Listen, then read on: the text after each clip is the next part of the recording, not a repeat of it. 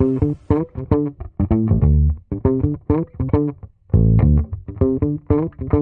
morning, average engineers. Today we're going to talk about premature optimization. Is it or is it not the root of all evil? The worm has turned or appears to be turning.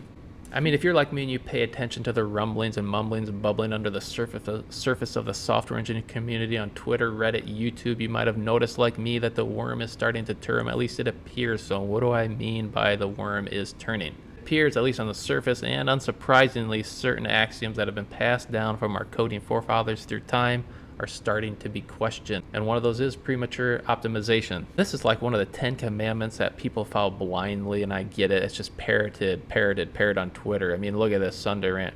For software engineering, my sense that the phrase premature optimization is a root of all evil has been massively backfired. It's from a book on data structures and mainly try to discuss and dissuade people from prematurely writing things in assembler.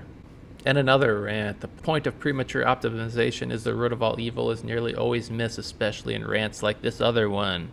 Blah, blah, blah. People arguing back and forth. So what gives premature optimization? Is it a good thing or bad? Which is it? I've always been a fan of questioning stuff that people say just because they read it in a book and they just parrot it for years, and this is definitely one of them. I mean, I did a search on LinkedIn for premature optimization and I just got all sorts of stuff. People saying the real problem is that programmers have spent far too much time worrying about efficiency in the wrong places and at the wrong time. Then there's just people posting all over the place, literally premature optimization is the root of all evil, and that's all they post. I honestly find it slightly amusing that both sides just talk past each other, past this idea. They just parrot it. They don't even, think about it or dig into it at all. I think this is really a backlash against what people think is bad code. There's recently been a glut of negativity around the clean code prophets, people kind of poo-pooing on them. People are simply getting tired of seemingly meaningless chuff that has no real roots to grab hold of. I can sympathize with that, I suppose. It's one thing to hold a sign and wave it around telling people not to prematurely optimize code, but the question is, especially for newcomers, does that simple statement get ingested correctly? Probably not. Newbies to software engineering can easily misunderstand and apply vague sayings that don't really mean anything to them. With the rise of AI assisting coded, the never-ending glut of bootcamp grads, people get grumpy about bad code even more. There are some good parts about avoiding premature optimization. I've seen it myself many times. Less experienced engineers given a task of writing some Python, they'll say give a S3 bucket prefix and download the file and blah, blah, blah. And of course they could do all that stuff, but it's a solved problem, right? Where are they going to spend their time? They can spend all their time taking a bucket and getting a prefix from it. They can find the most recent file from above, downloading the CSV file, right? This whole process can have a lot of stuff in it. Where should they spend their time?